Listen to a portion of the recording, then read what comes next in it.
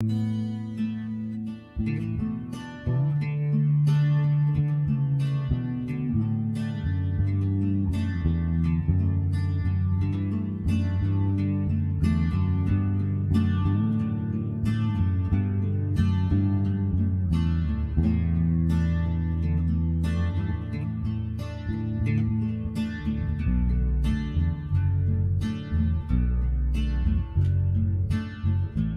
are you going to be talking about today? Yeah, inward nakedness, group discussions. We have some little stories and we are going to discuss over those stories.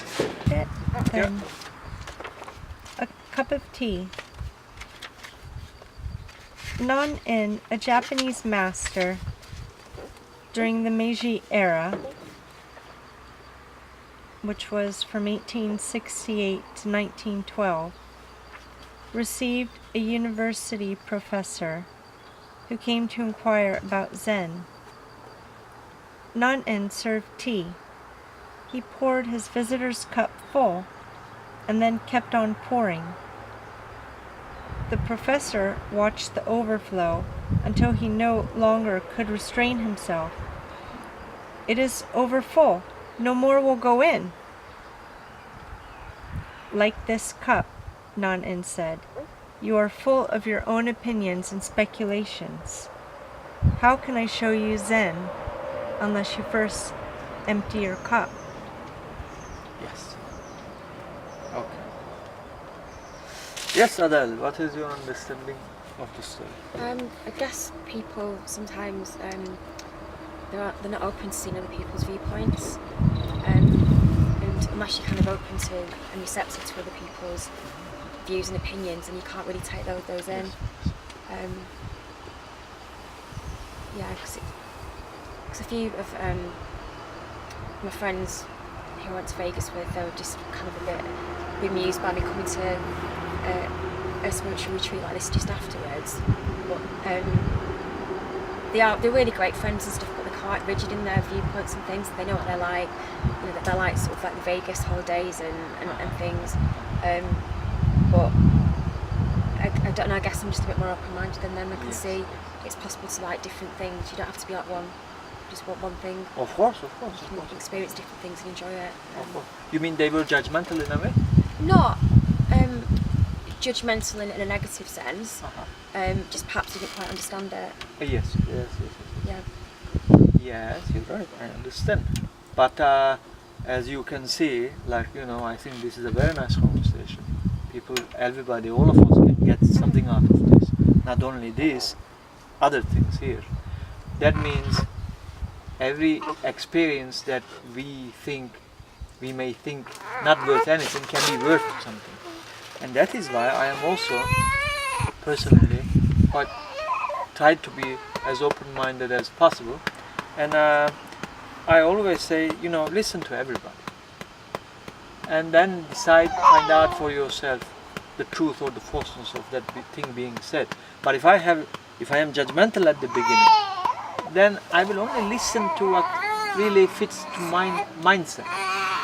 And my mindset may not be the best or the correct way of looking at things. And yes, that is why our minds should be as empty as possible to the new ideas, new opinions, and different way of looking, basically. And then I think we can all grow from that. I agree, yes. And is there anything you want to say, Jennifer? In conversations, I like growing. Growing, yes. We're all growing, and to empty my mind, like the cup, and open my heart. Yes. There's always love coming in, I believe. So. Yes.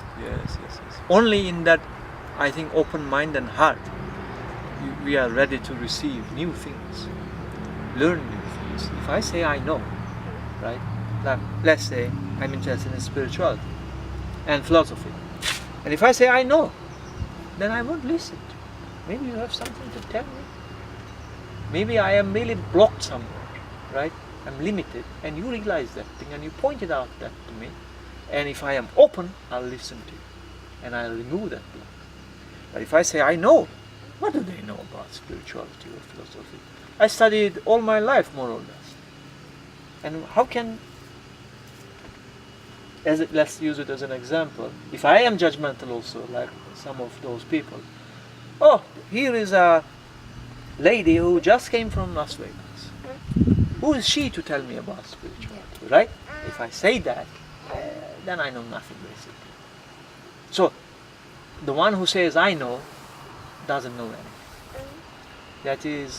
That's why it's Aristotle who said, I know one thing only, and that's I know nothing. That's from Aristotle, something like this is called.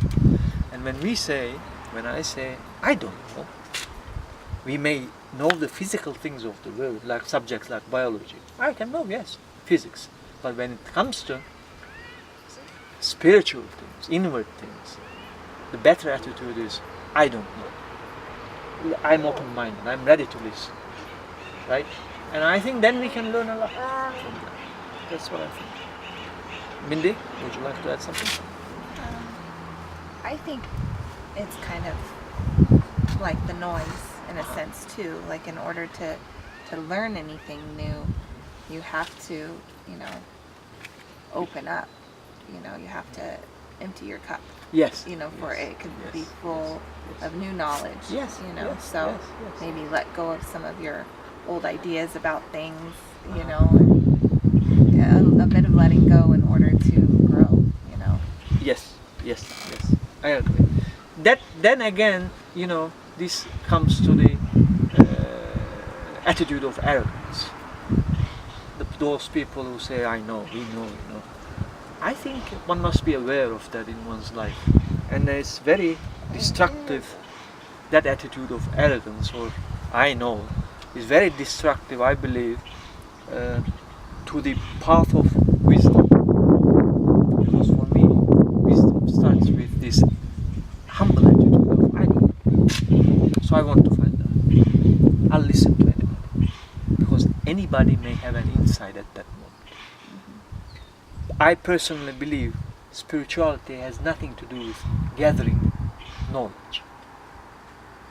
Like reading the books, a computer can memorize all the books, right? But that computer can never be wise. So I believe wisdom is a different thing. Wisdom, the wisdom can only come to the empty mind, a mind which has freed itself from knowledge of spiritual kind. A mind which says, I don't know. Why should I know anything? Do I need to know anything to love Baby Sean? Can I love reading the book or the so-called sacred books because the book says I must love and then I will love Baby Sean? And is that real love? It is not, because the book says so. It doesn't really flower from my heart. So, but that's the knowledge of love. The book says this is how to love. It can be the Bible, it can be any so-called sacred book. They are teaching how to love, basically. Then it becomes knowledge, spiritual knowledge, through which we act. But I think that's not the true path to wisdom or spirituality.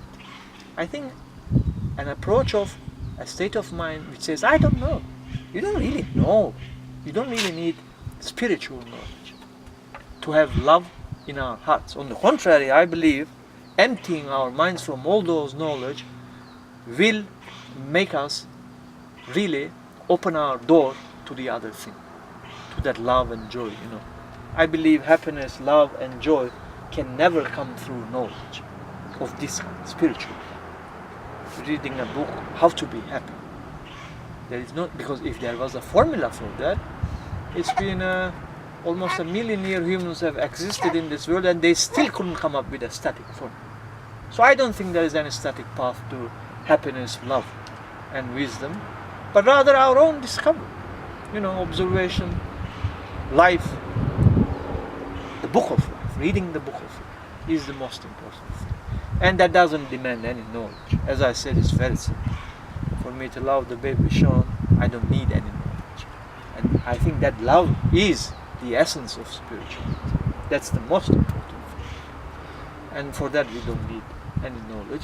And that this Zen story says, just empty the cup so that wisdom and love can come into being. Because if I am full of knowledge, how can I really have that wisdom? I say I know everything. Wisdom is the other thing.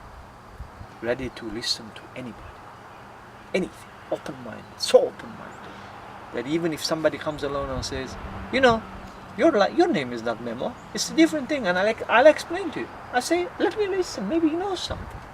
So one must be so open-minded, with no really static points or static ideas one is sticking to. That's what I think about this. Did everybody talk about it?